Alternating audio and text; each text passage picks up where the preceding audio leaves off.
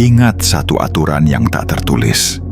Kekuasaan adalah seni menata diam, bukan kebisingan, bukan jumlah argumen, melainkan kemampuan menjadikan ketidaktahuan orang lain sebagai jurus paling mematikan. Jangan membela diri. Itu adalah tindakan orang yang masih terseret oleh kebutuhan orang lain mempercayainya. Sebuah pernyataan kelemahan yang efektif menyerahkan medan pada penyerang. Latih diri untuk mengubah setiap serangan menjadi ruang hampa. Biarkan kata-kata mereka melayang tanpa jangkar. Biarkan tuduhan mengendap seperti kabut yang tak mampu menjangkaumu. Karena siapa yang mengisi keheningan itu akan terlihat lemah. Dan siapa yang membiarkannya tetap kosong, menjadi arsitek dari interpretasi, itu tugasmu. Anggap setiap percakapan sebagai meja perang, bukan tempat untuk mengurai moral, tetapi untuk memetakan posisi. Ketika mereka menuduh, kau tidak membalas, kau memetakan. Siapa ingin terlihat benar, siapa haus perhatian, siapa menunggu bisikan sekutu. Diammu adalah alat pengintaian yang memaksa lawan bereksposur. Mereka akan menggerakkan tubuh emosinya untuk menutup kekosongan yang kau tinggalkan. Dan setiap gerakan mereka memberi peta kelemahan. Kau tidak menghindar dari narasi. Kau menuntunnya ke jurang yang telah kau pilih. Taklukkan kebiasaan manusia yang paling primitif, kebutuhan akan konfirmasi. Buat tuduhan itu tampak seperti permintaan maaf yang belum sempat lahir. Biarkan penuduh mengulang, memperjelas, menajamkan suara agar mendapat respons. Dan saat ia mengulangi, ia merapuhkan dirinya sendiri. Semua yang kau butuhkan adalah ketenangan yang menahan nafas ruang. Sebuah tekanan tak terlihat yang memaksa mereka menilai ulang nada mereka, mengorek pembenaran, dan pada akhirnya menempatkan diri mereka di bawah pengawasan publik. Itu bukan kebrutalan, itu ekonomi kontrol. Gunakan sedikit energi, dapatkan pengurangan besar dalam ancaman. Jangan salah paham, ini bukan ajakan untuk menjadi kebal moral, melainkan untuk menjadi arsitek persepsi. Bersikaplah selektif dengan kata-katamu. Ucapkan hanya ketika kata itu mengubah medan, bukan ketika kata itu sekadar membersihkan namamu. Setiap kalimatmu harus bekerja seperti bidak ratu. Satu langkah yang menggeser posisi banyak orang. Kalimat panjang yang menjabarkan pembenaran adalah kegagalan taktis. Kalimat singkat yang menandai batas adalah kemenangan strategis. Latih tubuh dan wajah untuk menjadi benteng. Mata yang tak terkejut, bahu yang tak menegang, napas yang tak terburu. Semua ini adalah bahasa yang lebih fasih daripada penjelasan panjang. Dalam ruang publik, orang tidak menilai kebenaran semata. Mereka menilai apakah kebenaran itu layak dilindungi. Ketika engkau menolak bertahan atas penilaian mereka, mereka terpaksa menilai kembali urgensi tuduhan itu sendiri. Buat mereka ragu pada motivasi mereka untuk menyerang. Biarkan publik menjadi hakim yang kelelahan, dan seringkali ketika publik kelelahan, kemenangan tak perlu diprotes lagi. Pelajari seni membalik. Ketika tuduhan diarahkan, jangan menangkis. Arahkan ulang energi itu terhadap kerentanan penuduh. Sebuah senyum dingin, sebuah frasa netral, sebuah pergantian perhatian. Ketiganya lebih mematikan daripada pembelaan yang dipikir panjang. Kau tidak menunjukkan keburukan. Kau menunjukkan bahwa tuduhan itu tak layak mendapatkanmu. Biarkan orang lain menanggung beban drama mereka sendiri sampai mereka runtuh oleh obsesi mereka. Akhirnya, Bangun reputasi yang bukan sekadar baik, melainkan kuat. Reputasi yang tidak menuntut persetujuan, tetapi menuntut kehati-hatian. Kekuatan sejati bukan pada pembenaran yang kau suarakan, melainkan pada keyakinan yang kau pancarkan dalam diam. Keyakinan yang menumbuhkan mitos kecil dalam kepala orang lain, sehingga mereka lebih sering bertanya, apa yang dia tahu, daripada apakah dia bersalah? Ketika diam menjadi strategi, kau bukan lagi pihak yang harus dibuktikan. Kau menjadi ukuran terhadap siapa orang lain diukur. Pelajari ini sebagai pelajaran tak berbelas kasih. Kendalikan peristiwa bukan dengan menjelaskan, tetapi dengan memilih kapan dan bagaimana kata-kata itu keluar. Jadikan kesunyian sebagai taktik, bukan sebagai kegagalan. Bentuk ketenanganmu sebagai benteng, dan biarkan dunia yang haus akan narasi memutuskan sendiri bagaimana akan mengisinya. Bagian 1. Diam adalah senjata, bukan ketakutan. Kau harus memahami sesuatu yang tidak diajarkan oleh guru moral, tidak dicatat dalam kitab keadilan, dan tidak dipahami oleh orang yang hidup hanya untuk diterima. Bahwa dalam permainan kekuasaan, diam bukan kelemahan, melainkan bentuk komunikasi tertinggi.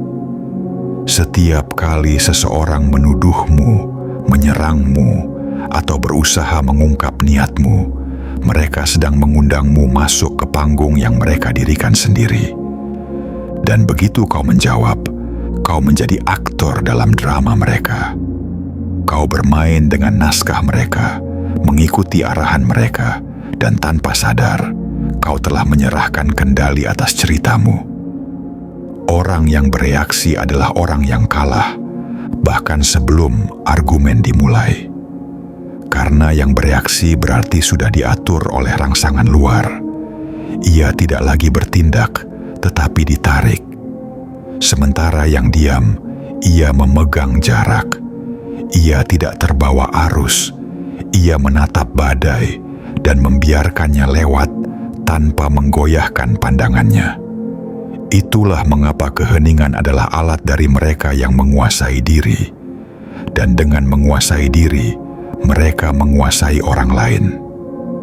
Ketika kau membela diri, kau membuka pintu bagi serangan lanjutan. Penjelasanmu menjadi bahan bakar bagi interpretasi mereka. Setiap kata yang kau keluarkan menambah bukti bagi mereka yang ingin menjatuhkanmu. Karena di mata dunia, siapapun yang terlalu keras menjelaskan dirinya terdengar seperti orang yang berusaha menutupi sesuatu.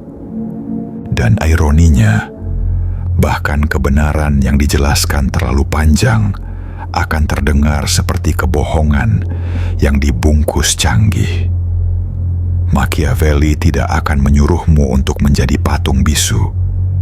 Ia akan menyuruhmu menjadi menara pengawas, tidak berbicara karena takut, tetapi karena sedang menimbang arah angin. Diam bukan absen dari tindakan. Diam adalah tindakan yang disembunyikan. Setiap detik kau menahan kata adalah peluru yang disimpan untuk saat yang lebih tepat, ketika satu kalimat mampu menjatuhkan seluruh struktur lawanmu tanpa kau harus berteriak. Diam yang benar tidak dingin, ia terukur. Ia memberi tekanan psikologis yang perlahan mengupas lapisan mental lawan. Coba amati, ketika seseorang menyerang dan tidak mendapat reaksi, mereka gelisah. Mereka akan menajamkan nada, menaikkan volume, memancing, bahkan menghinamu lebih keras. Semua itu bukan karena mereka kuat, tapi karena mereka tidak bisa menahan kehampaan yang kau ciptakan. Mereka butuh reaksimu untuk membuktikan bahwa serangan mereka berarti. Jadi dengan tidak bereaksi, kau mengirim pesan diam. Kau tidak berarti apa-apa. Dan pesan itu, meski tanpa suara, mengguncang mereka lebih dalam daripada 10 kalimat balasan. Dalam diam ada ironi paling tajam dalam dunia kekuasaan. Siapa yang diam terlihat bersalah bagi yang dangkal, namun tampak berbahaya bagi yang cerdas. Dan dalam setiap kelompok manusia, yang cerdas selalu memimpin opini. Jadi biarkan orang bodoh berteriak mencari pembenaran. Biarkan mereka menulis, menjelaskan, merapikan kata untuk menyelamatkan wajah mereka. Kau tidak sedang bermain di sana. Kau sedang mengatur lanskap persepsi. Satu gerakan kecilmu, satu tatapan datar, satu senyap di antara kalimat dapat mengubah arah pandang ruangan lebih efektif daripada pidato panjang yang dikemas manis. Kendalikan ritme. Dalam pertempuran verbal, waktu adalah senjata. Orang yang terburu-buru berbicara kehilangan napas dan arah. Orang yang menunggu menguasai tempo, dan dengan tempo, ia menguasai situasi. Diammu adalah jeda yang menciptakan ketidaknyamanan. Ketidaknyamanan itu berkembang menjadi ketakutan. Dan ketakutan itu akhirnya menjadi bentuk penghormatan. Jadi di saat tuduhan dilemparkan kepadamu, jangan berpikir bagaimana menjawabnya. Pikirkan bagaimana keheninganmu akan bergema di kepala mereka. Biarkan mereka berbicara lebih banyak dari yang perlu. Biarkan mereka menyingkap sisi emosional yang berusaha mereka sembunyikan. Dan ketika akhirnya mereka lelah, ketika kata-kata mereka kehilangan bobot, kau tetap di sana, tidak berubah, tidak goyah, hanya tenang. Itulah saat kemenanganmu tak perlu diumumkan, karena semua orang sudah tahu siapa yang sebenarnya memegang kendali. Kau tidak mengalahkan mereka dengan argumen. Kau menghancurkan mereka dengan ketidaktergantunganmu pada pengakuan. Dan disitulah kekuasaan dimulai. Di titik di mana kata menjadi tidak perlu, dan diam menjadi bentuk tertinggi dari dominasi intelektual. Bagian 2. Kendalikan bingkai, maka kau kendalikan dunia. Permainan kekuasaan bukan tentang siapa yang benar, melainkan tentang siapa yang menentukan bingkai dari apa yang disebut benar. Begitu seseorang menyerangmu, mereka tidak hanya melemparkan kata. Mereka sedang mencoba menggambar bingkai di mana kau harus berdiri. Mereka menulis narasi, menetapkan peran, dan menunggu kau masuk ke dalamnya. Maka, saat kau bereaksi, bahkan ketika reaksimu logis, kau sebenarnya telah menyerahkan kuasa untuk menentukan konteks. Mereka telah membuatmu bermain di medan yang mereka pilih. Kau tidak pernah memenangkan pertempuran dengan klarifikasi. Penjelasan adalah permainan mereka. Kendali adalah permainanmu. Karena setiap kata yang kau gunakan untuk menjelaskan dirimu memperkuat legitimasi bingkai yang mereka buat. Dan semakin kau berusaha menata ulang persepsi mereka, semakin kau terlihat seperti seseorang yang ingin diyakinkan bahwa dirinya benar. Itu bukan kekuatan, itu ketergantungan. Orang bijak tidak menjelaskan, ia menggeser fokus. Ia tidak melawan tuduhan secara langsung. Ia menguapkan tuduhan itu dengan arah baru. Ketika seseorang berkata, "Kau terlalu sombong, jangan bantah." Ucapkan, "Lucu, banyak orang merasa terancam oleh ketenangan." Kalimat itu sederhana, tapi efeknya mematikan. Kau tidak hanya menghindari jebakan, kau memutar pisau ke tangan penyerang. Sekarang, mereka terlihat emosional, tidak stabil, sementara kau berdiri di atas, tenang, tidak tersentuh. Ingat, yang mengontrol bingkai tidak perlu bicara banyak. Ia hanya memastikan bahwa setiap reaksi yang keluar dari orang lain adalah respons terhadap cerminan dirinya, bukan terhadap dirinya yang sebenarnya. Ketika orang lain menuduhmu, biarkan mereka berbicara panjang lebar. Biarkan mereka menjelaskan apa yang mereka pikirkan tentangmu. Karena setiap kalimat yang mereka ucapkan adalah proyeksi dari kelemahan batin mereka sendiri. Kau tidak perlu membantah. Mereka sedang membongkar diri mereka di depanmu tanpa sadar. Kau harus memahami bahwa manusia tidak tahan terhadap kekosongan makna. Saat kau diam, mereka akan berusaha mengisinya. Saat kau tidak melawan, mereka akan menebak-nebak. Dan di dalam proses itu, imajinasi mereka akan membuatmu terlihat jauh lebih besar dari kenyataan. Mereka akan mulai bertanya-tanya, mengapa dia tidak membalas? Apakah dia tahu sesuatu yang kami tidak tahu? Apakah dia terlalu tinggi untuk dijangkau? Dan pada akhirnya, keheninganmu berubah menjadi mitos, sedangkan suara mereka menjadi bukti kegelisahan. Jangan salah paham, mengendalikan bingkai bukan berarti selalu menundukkan orang lain secara terbuka. Justru sebaliknya, kendali yang paling efektif adalah yang tidak terlihat. Seperti tangan bayangan yang mengarahkan bidak catur tanpa tersentuh papan. Kau menuntun arah pembicaraan tanpa harus menjadi bagian dari percakapan. Kau membuat orang lain berjalan ke arah yang kau inginkan tanpa mereka sadar bahwa langkah itu bukan keputusan mereka, melainkan hasil dari diam yang kau ciptakan. Machiavelli tahu, manusia adalah makhluk yang membutuhkan kepastian, sementara kekuasaan hanya dimiliki oleh mereka yang bisa hidup dalam ketidakpastian. Ketika kau tenang di tengah tuduhan, kau sedang menunjukkan bahwa kau memiliki sesuatu yang mereka tidak punya, kendali atas dirimu sendiri. Dan kendali diri adalah fondasi dari kendali sosial. Jadi, ketika dunia menuduhmu, jangan menjawab dengan klarifikasi. Jawablah dengan kehadiran. Biarkan matamu menjadi cermin yang memantulkan ketakutan mereka.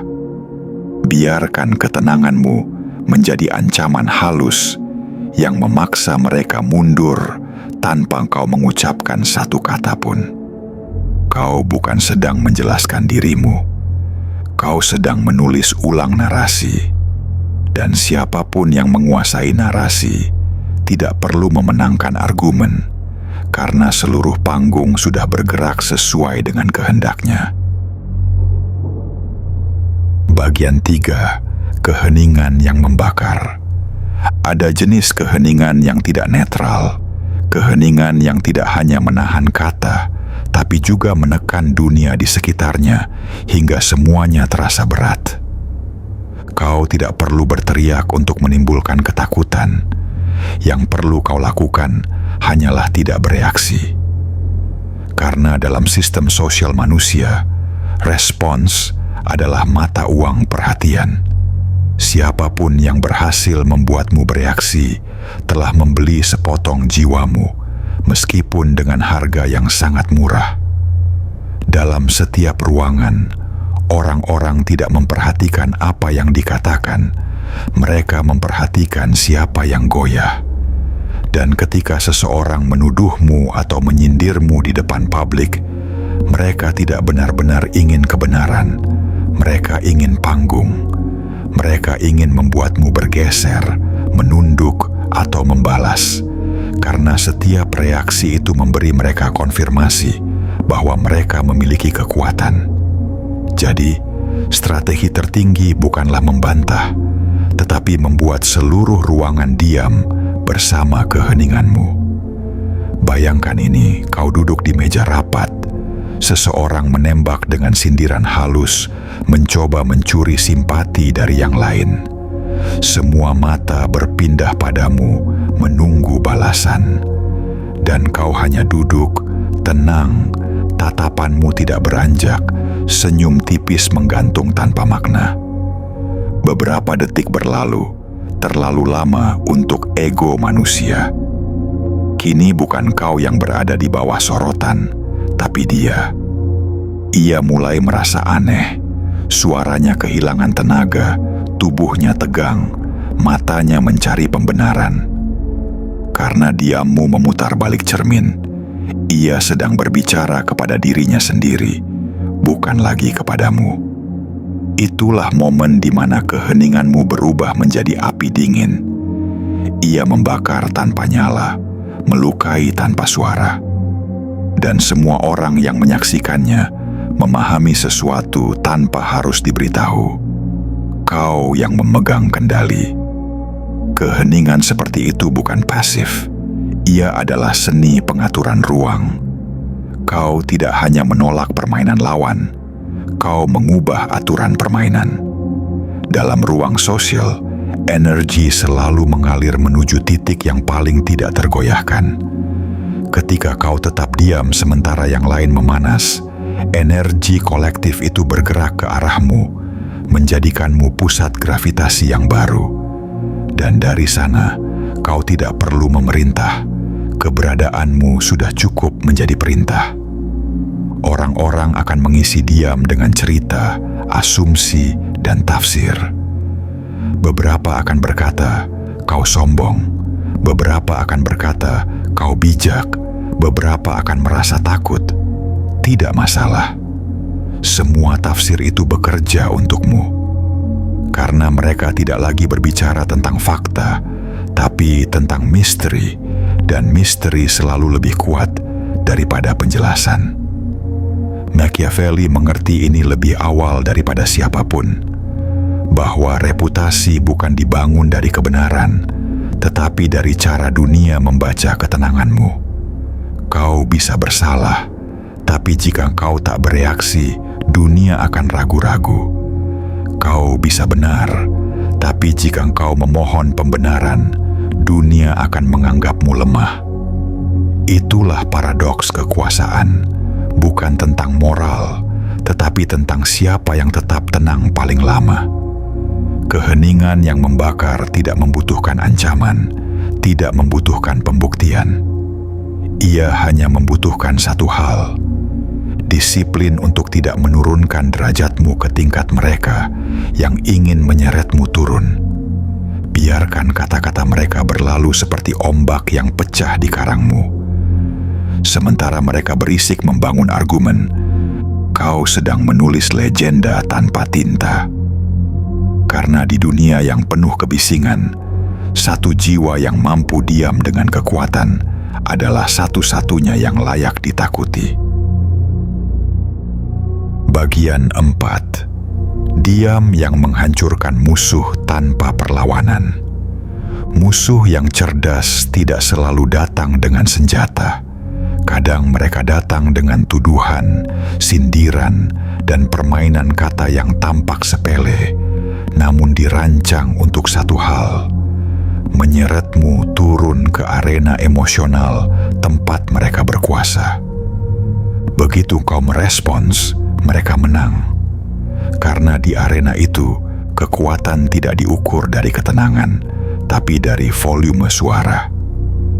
Dan begitu kau mulai menjelaskan, berdebat, atau membela, kau sedang berbicara dengan nada mereka, sebuah nada yang lahir dari ketidakamanan.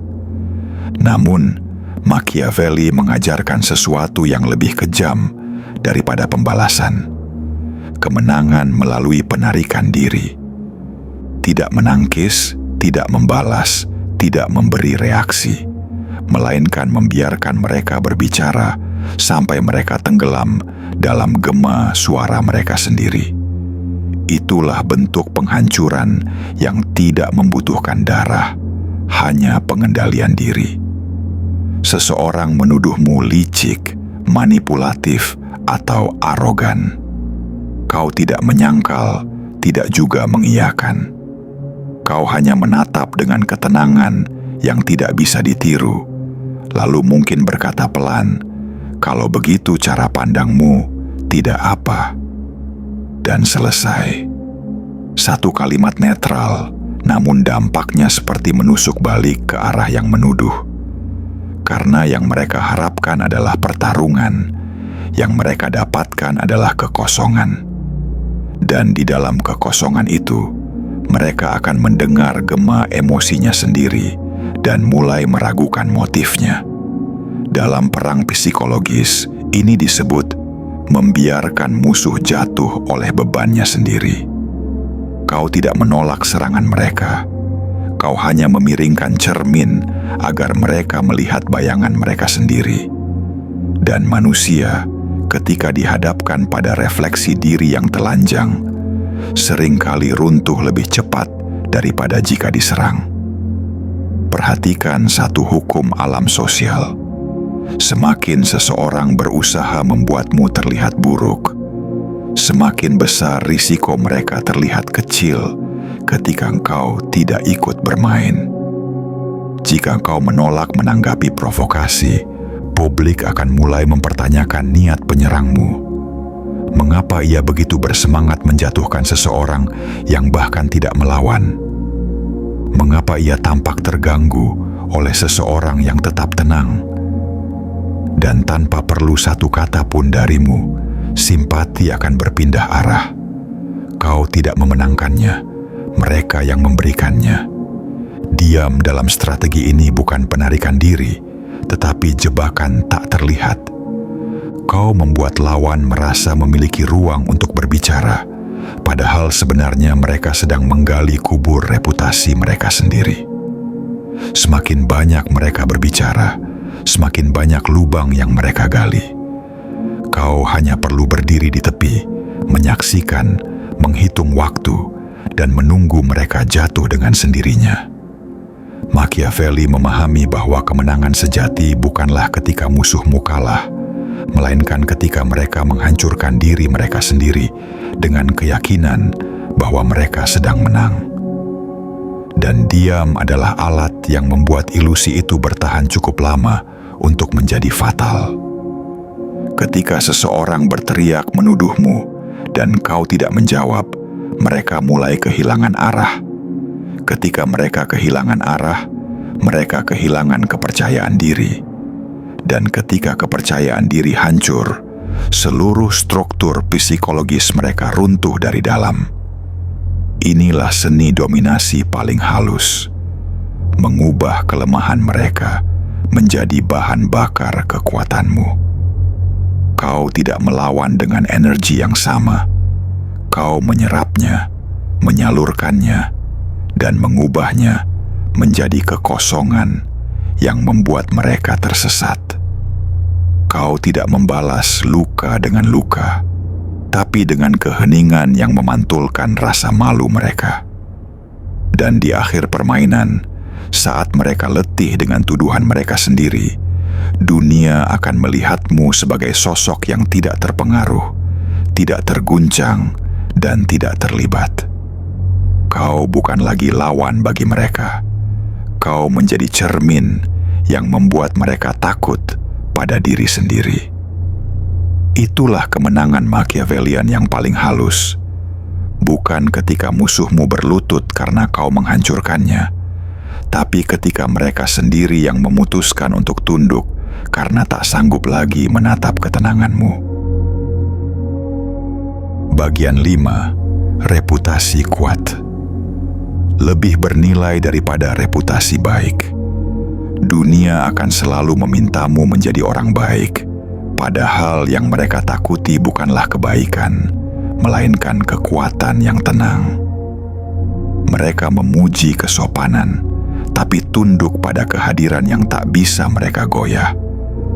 Mereka menyebutmu sombong ketika engkau tak mencari validasi mereka, dingin ketika engkau tidak memohon pemahaman, egois ketika engkau berhenti membuktikan niatmu.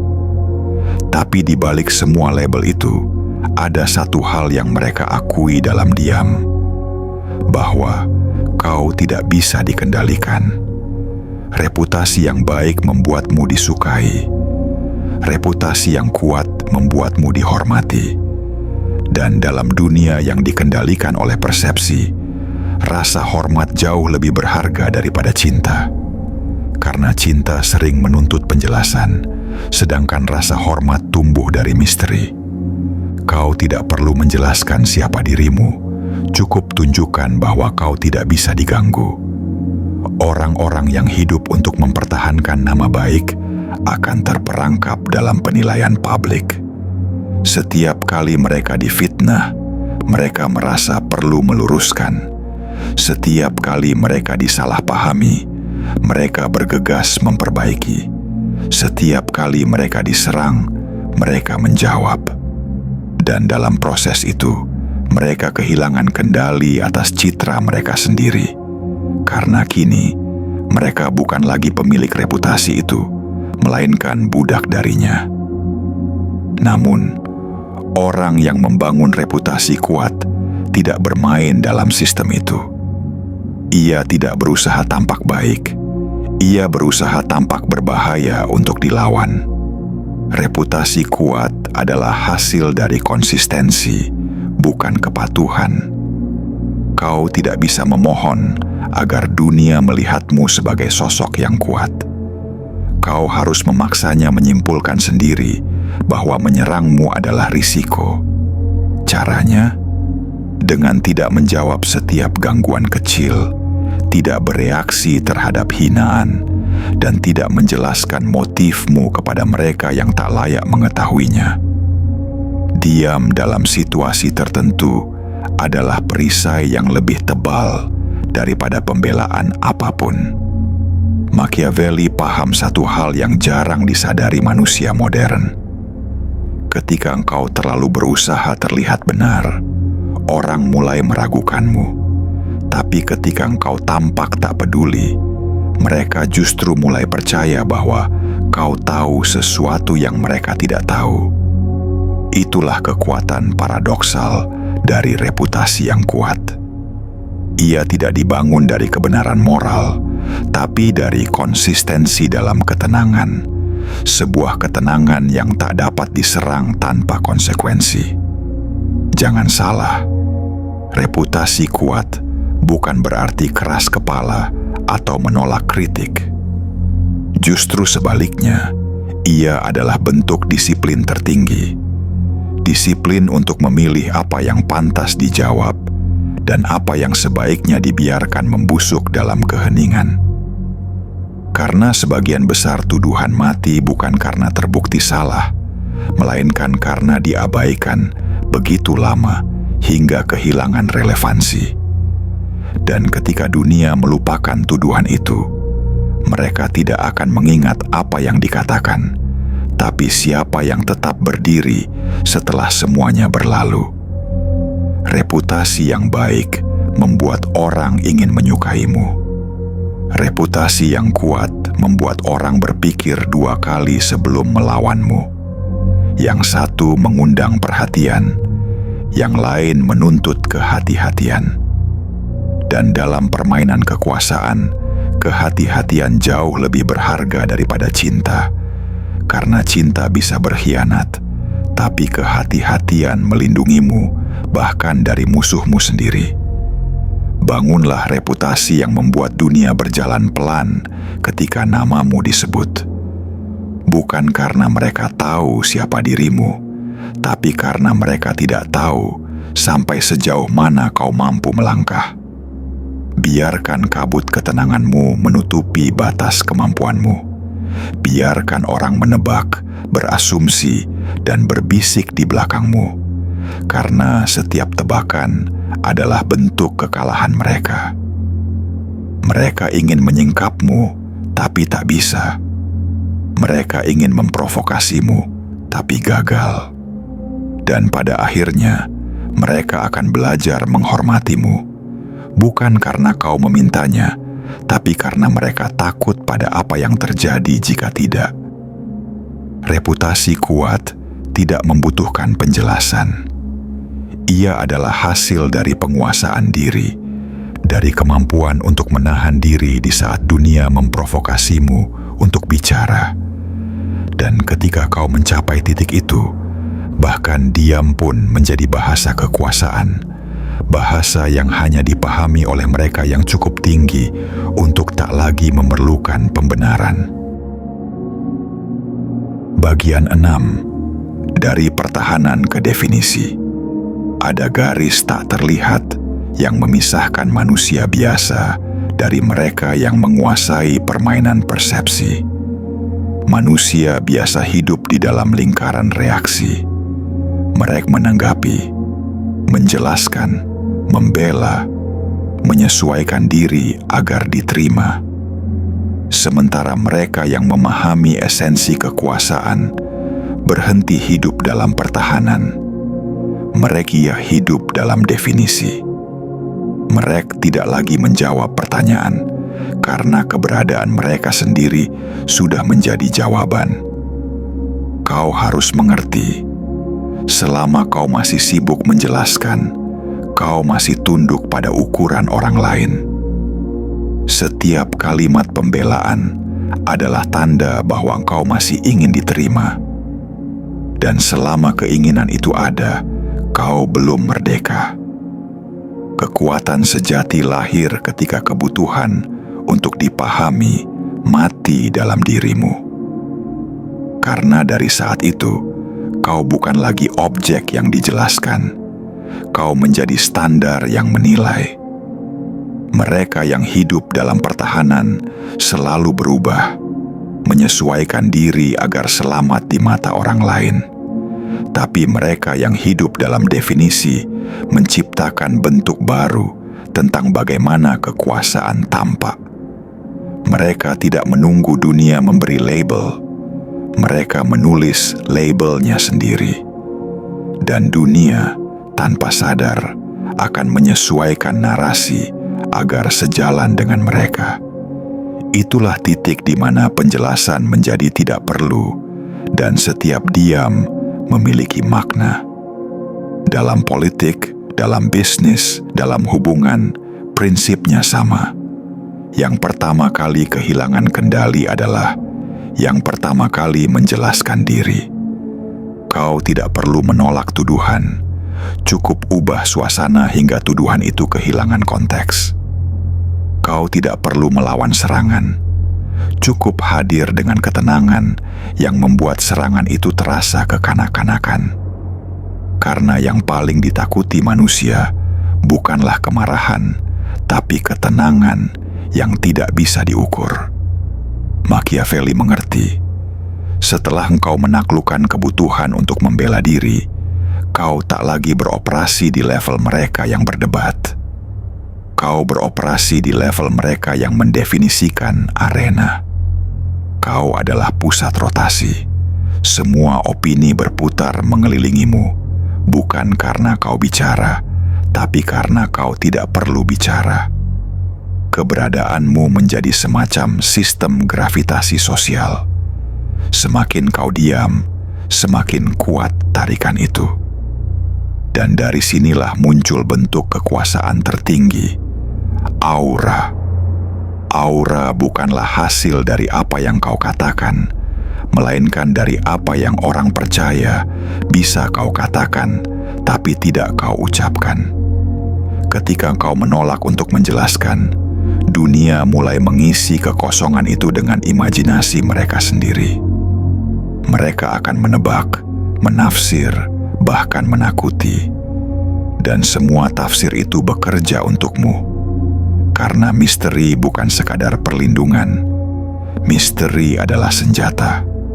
Pada akhirnya, kemenangan terbesar bukan saat musuhmu kalah bicara, tapi saat mereka berhenti bicara sama sekali. Bukan karena kau membungkam mereka, tapi karena mereka menyadari bahwa setiap kata yang mereka ucapkan hanyalah gema di ruang yang kau ciptakan. Itulah saat kekuasaan menjadi tenang, bukan gemuruh, tapi tekanan halus yang menundukkan tanpa perintah. Ketika engkau mencapai titik ini, kau tak lagi perlu reputasi baik atau pembelaan moral. Kau menjadi figur yang tidak ditentukan oleh gosip, tidak tersentuh oleh kritik, tidak terikat oleh pengakuan. Kau telah melampaui reaksi, melampaui klarifikasi, melampaui kebutuhan untuk dimengerti. Kau hidup di wilayah yang lebih tinggi, wilayah definisi, di mana diam menjadi hukum dan kehadiranmu menjadi bukti. Dan di titik itulah, kau akan menyadari sesuatu yang tak lagi perlu dikatakan dengan keras. Kekuasaan sejati bukan tentang berbicara paling lantang, tapi tentang tidak perlu berbicara sama sekali. Penutup, kekuasaan yang tak terucapkan. Akhir dari semua ini bukanlah kemenangan di medan kata, melainkan kekuasaan dalam senyap. Kau telah melihat bagaimana penjelasan melemahkan, bagaimana pembelaan menurunkan posisi, dan bagaimana diam yang tampak pasif justru menjadi bentuk kendali tertinggi. Machiavelli tidak mengajarkan cara untuk disukai. Ia mengajarkan cara untuk bertahan di dunia yang memakan yang lemah. Dan dalam dunia seperti itu, yang selamat bukan mereka yang benar, tapi mereka yang tak bisa disentuh. Kekuasaan sejati tidak menuntut pengakuan. Ia menuntut jarak. Ia tidak berteriak agar didengar. Ia membuat orang lain menunduk agar dapat mendengar bisikannya. Karena ketika kata menjadi senjata semua orang, hanya keheningan yang tersisa sebagai tanda kekuasaan sejati. Kau tak perlu menaklukkan banyak orang. Cukup kuasai dirimu sendiri, dan dunia akan berputar mengikuti ketenanganmu. Mereka yang belum mengerti akan menyebutmu dingin. Mereka yang mulai paham akan menyebutmu berbahaya. Dan mereka yang benar-benar melihat akan menyadari, kau tidak lagi memainkan permainan kekuasaan. Kau adalah permainannya.